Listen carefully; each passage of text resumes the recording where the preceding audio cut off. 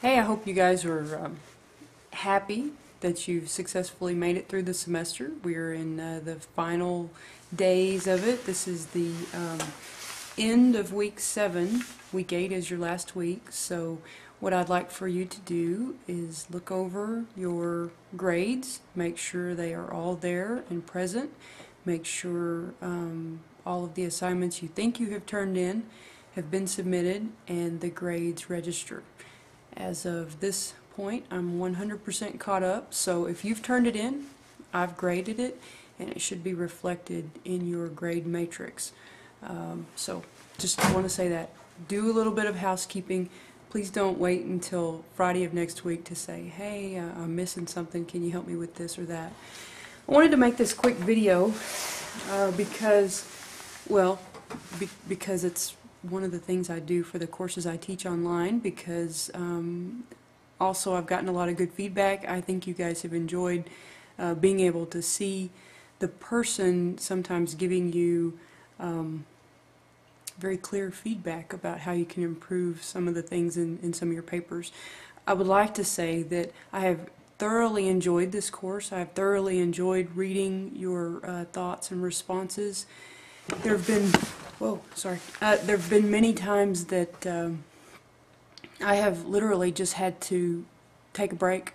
Some of the stories that you've shared, some of the just intense experiences that you've had, I didn't take it lightly. I didn't gloss over it. I didn't just, skim it, so to speak. There were lots of times that I just had to kind of pause and take in what you were saying and really appreciate your experiences, and you've increased my awareness. So I say that to say that there's a reciprocity and a symbiotic relationship in the learning. I've had the opportunity to visit with one of you in a phone conversation that was very enlightening, and I just had to laugh because it was very clear that the level of the level of reading was like, hello, I've got other things to do, are you crazy? However, at the end of the conversation, the tone was, yes, I've had to read more in this course than probably any other, but I've also learned more, and I've hoped that has been your experience across the board. I sense that it was, because I've gotten a lot of good emails about different things, and I've tried to hopefully not bombard you with emails and information, but tried to be current with my feedback. You've done a fantastic job on all of the discussion boards. I've seen a lot of very honest posts that, sometimes I wonder if that information would be available in a traditional classroom setting. I want to think that this is a really great way to do this, because you do, in one respect, have the confidentiality and the safety of that discussion board, because you don't necessarily see your fellow classmates face to face, and so if you do want to take a chance or take a risk and say something, then I think it's a safe place, and I think that you guys have all respected each other and, in a sense, taken care of each other as you maybe contributed some of those things that might have been pretty sensitive. So anyway, all of that said, I've enjoyed it. It's been good. As far as a wrap-up, let's look at this. I don't know if you'll be able to see it on here, but I made a little board. I thought I would be able to use it. Let's see. The week 1 was post-traumatic stress and combat stress. We talked about the psychological adjustment, the symptoms, the resources available, and what all that meant. I don't know about you, but I was having to read all this material as well, and it was pretty intense, and it was a good start to the semester, and we just dove right in, and we started, as one of my favorite professors would have said, he used to tell me He'd say, Johnson, you would peel an onion until you cried. And that's kind of what we had to do in this class. We had to look at some difficult topics, and we kind of had to peel back the layers whether we wanted to or not, because it's important to understanding. So we dove right into an intense topic.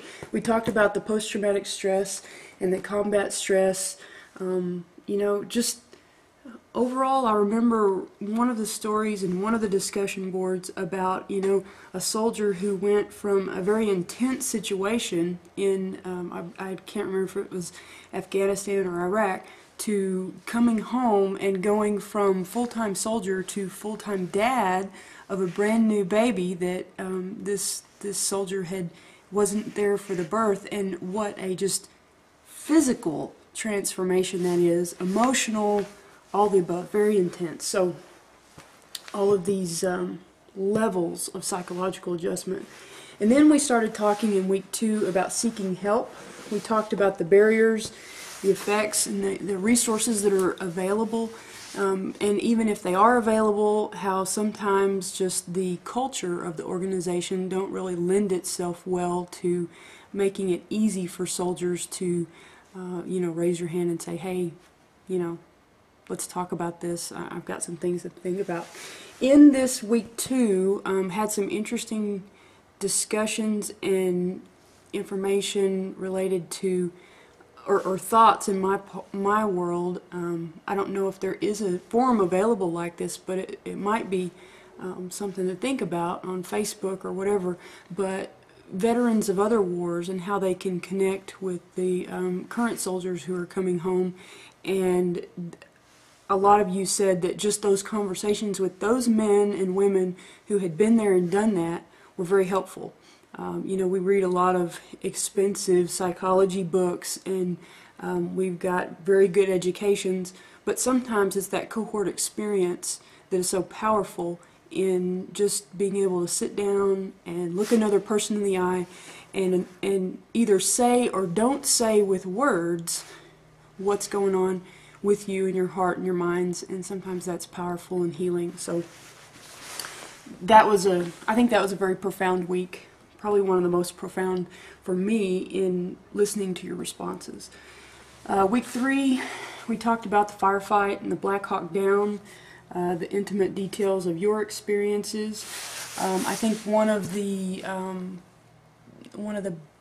best comments in that particular week was about the leadership, and a lot of you have leadership roles and how you're responsible for other soldiers, and the debriefing experience. And now that you have the information of this course, hopefully you can take some of this into your own practice of your leadership and figure out how it's best to interact with your soldiers after they have these intense experiences and help them process it. So anyway, that was week 3. I'm going to have to speed up here because I'm running out of time. I could make very long videos and talk a long period of time with you guys, but just don't have time. Just as a review, week 4, we talked about the book On Killing with Lieutenant Grossman. Had mixed reviews on the discussion boards. Overall, I think it was positive. The caution that was put out there was this is one person's experience. Even though he is a combat veteran of Vietnam, it was still characterized as just be cautious that it's one person's experience, even though he did have a considerable amount of research to support his positions. Week 5, about POWs. We also talked about the evolution of war psychiatry in talking about the term of shell shock. And let's see, I'm doing a terrible job with this board. Week 7, evolution of war psychology, World War I, World War II, Vietnam, and some of the other conflicts. All of those things were in there. Here, closing remarks. I got some UT fans out there and some not UT fans out there, so it's football season, hook 'em horns. So anyway, just let me say, you guys have done a great job. I've really enjoyed this course, and I look forward to hopefully seeing you in some of the other courses. Take care.